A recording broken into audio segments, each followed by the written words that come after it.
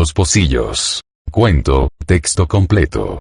Mario Benedetti. Los pocillos eran 6. 2 rojos, 2 negros, 2 verdes, y además importados, irrompibles, modernos.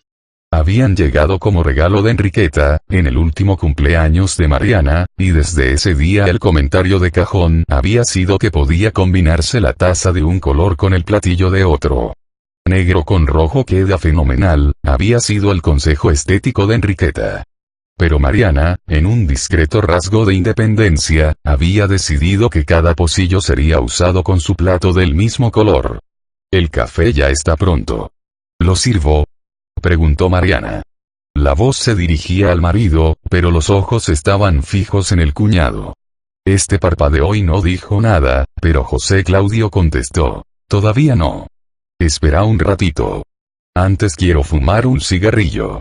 Ahora sí, ella miró a José Claudio y pensó, por milésima vez, que aquellos ojos no parecían de ciego. La mano de José Claudio empezó a moverse, tanteando el sofá. «¿Qué buscas?», preguntó ella. «El encendedor. A tu derecha». La mano corrigió el rumbo y halló el encendedor. Con ese temblor que da el continuado afán de búsqueda, el pulgar hizo girar varias veces la ruedita, pero la llama no apareció. A una distancia ya calculada, la mano izquierda trataba infructuosamente de registrar la aparición del calor. Entonces Alberto encendió un fósforo y vino en su ayuda. «¿Por qué no lo tirás?», dijo, con una sonrisa que, como toda sonrisa para ciegos, impregnaba también las modulaciones de la voz. «No lo tiro porque le tengo cariño. Es un regalo de Mariana». Ella abrió apenas la boca y recorrió el labio inferior con la punta de la lengua. Un modo como cualquier otro de empezar a recordar. Fue en marzo de 1953, cuando él cumplió 35 años y todavía veía. Habían almorzado en casa de los padres de José Claudio, en Punta Gorda, habían comido arroz con mejillones, y después se habían ido a caminar por la playa. Él le había pasado un brazo por los hombros y ella se había sentido protegida, probablemente feliz o algo semejante. Habían regresado al apartamento y él la había besado lentamente, amorosamente, como besaba antes. Habían inaugurado el encendedor con un cigarrillo que fumaron a medias. Ahora el encendedor ya no servía. Ella tenía poca confianza en los conglomerados simbólicos, pero, después de todo, ¿qué servía aún de aquella época? «Este mes tampoco fuiste al médico», dijo Alberto. «No. ¿Querés que te sea sincero? Claro, me parece una idiotez de tu parte. ¿Y para qué voy a ir? Para oírle decir que tengo una salud de roble, que mi hígado funciona admirablemente, que mi corazón golpea con el ritmo debido, que mis intestinos son una maravilla. ¿Para eso querés que vaya? Estoy podrido de mi notable salud sin ojos». La época anterior a la ceguera, José Claudio nunca había sido un especialista en la exteriorización de sus emociones, pero Mariana no se ha olvidado de cómo era ese rostro antes de adquirir esta tensión, este presentimiento. Su matrimonio había tenido buenos momentos, eso no podía ni quería ocultarlo. Pero cuando estalló el infortunio, él se había negado a valorar su amparo, a refugiarse en ella. Todo su orgullo se concentró en un silencio terrible, testarudo, un silencio que seguía siendo tal, aun cuando se rodeara de palabras. José Claudio había dejado de hablar de sí. «De todos modos deberías ir», apoyó Mariana. «Acórdate de lo que siempre te decía Menéndez». «¿Cómo no que me acuerdo? Para usted no está todo perdido». «Ah, y otra frase famosa. La ciencia no cree en milagros». «Yo tampoco creo en milagros. ¿Y por qué no aferrarte a una esperanza? Es humano». «¿De veras?». Habló por el costado del cigarrillo. Se había escondido en sí mismo. Pero Mariana no estaba hecha para asistir, simplemente para asistir, a un reconcentrado. Mariana reclamaba otra cosa. Una mujercita para ser exigida con mucho tacto, eso era.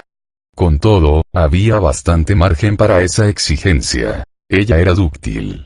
Toda una calamidad que él no pudiese ver. Pero esa no era la peor desgracia. La peor desgracia era que estuviese dispuesto a evitar, por todos los medios a su alcance, la ayuda de Mariana. Él menospreciaba su protección. Y Mariana hubiera querido, sinceramente, cariñosamente, piadosamente, protegerlo. Bueno, eso era antes. Ahora no. El cambio se había operado con lentitud. Primero fue un decaimiento de la ternura. El cuidado, la atención, el apoyo, que desde el comienzo estuvieron rodeados por un halo constante de cariño, ahora se habían vuelto mecánicos. Ella seguía siendo eficiente, de eso no cabía duda, pero no disfrutaba manteniéndose solícita. Después fue un temor horrible frente a la posibilidad de una discusión cualquiera. Él estaba agresivo, dispuesto siempre a herir, a decir lo más duro, a establecer su crueldad sin posible retroceso. Era increíble cómo hallaba siempre, aun en las ocasiones menos propicias, la injuria refinadamente certera, la palabra que llegaba hasta el fondo, el comentario que marcaba a fuego. Y siempre desde lejos, desde muy atrás de su ceguera, como si ésta oficiara de muro de contención para el incómodo estupor de los otros.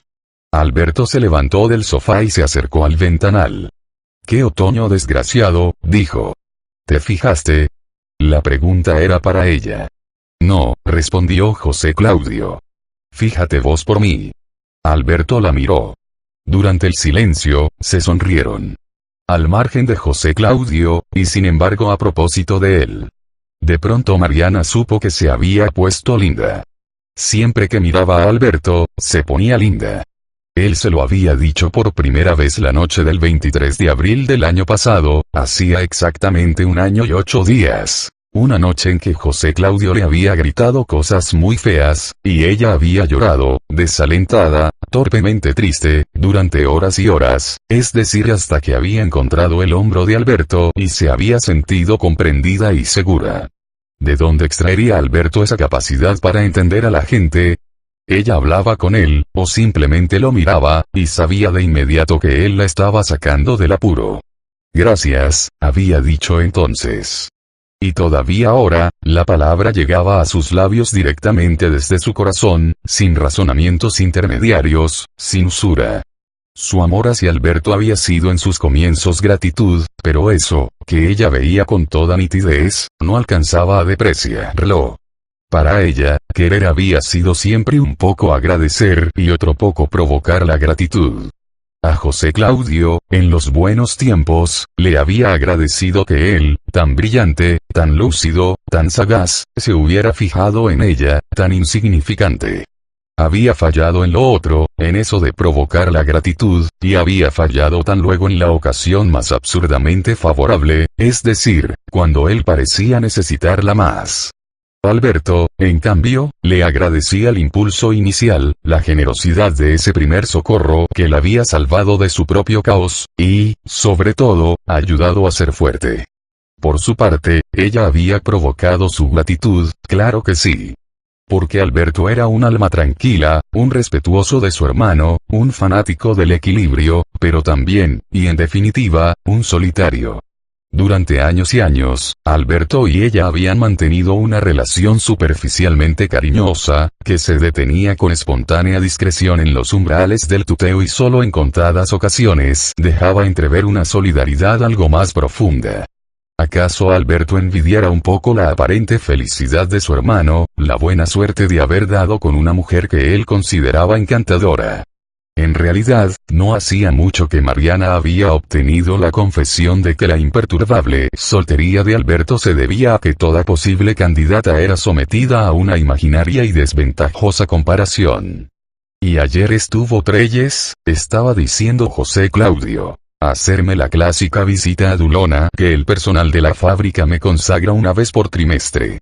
Me imagino que lo echarán a la suerte y el que pierde se embroma y viene a verme.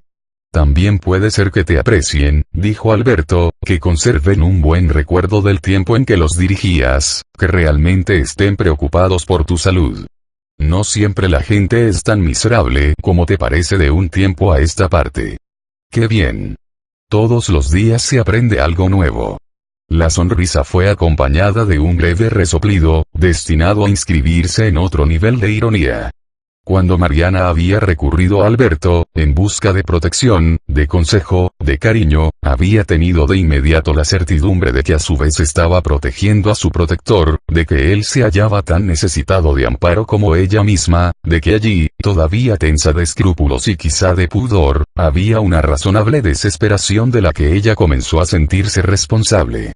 Por eso, justamente, había provocado su gratitud, por no decírselo con todas las letras, por simplemente dejar que él la envolviera en su ternura acumulada de tanto tiempo atrás, por solo permitir que él ajustara a la imprevista realidad aquellas imágenes de ella misma que había hecho transcurrir, sin hacerse ilusiones, por el desfiladero de sus melancólicos insomnios. Pero la gratitud pronto fue desbordada. Como si todo hubiera estado dispuesto para la mutua revelación, como si solo hubiera faltado que se miraran a los ojos para confrontar y compensar sus afanes. A los pocos días lo más importante estuvo dicho y los encuentros furtivos menudearon. Mariana sintió de pronto que su corazón se había ensanchado y que el mundo era nada más que eso, Alberto y ella. «Ahora sí podés calentar el café», dijo José Claudio, y Mariana se inclinó sobre la mesita ratona para encender el mecherito de alcohol. Por un momento se distrajo contemplando los pocillos. Solo había traído 3, uno de cada color. Le gustaba verlos así, formando un triángulo. Después se echó hacia atrás en el sofá y su nuca encontró lo que esperaba: la mano cálida de Alberto, ya ahuecada para recibirla. ¡Qué delicia, Dios mío! La mano empezó a moverse suavemente y los dedos largos, afilados, se introdujeron por entre el pelo.